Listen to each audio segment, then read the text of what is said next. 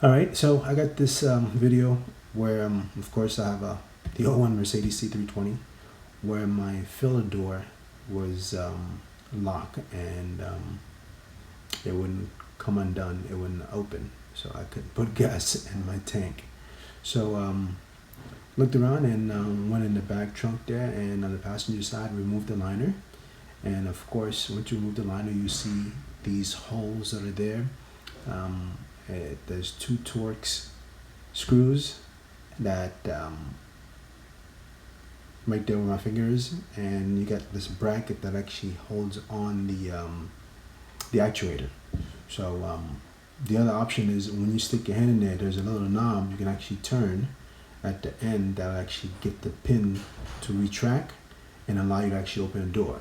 So that's an option there. But since I had purchased one, I said let me go ahead and take it out and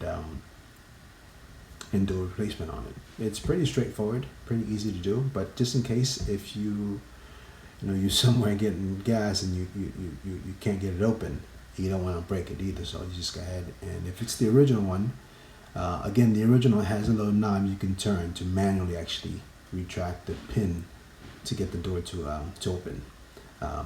Some of the replacements don't have it, so that you know.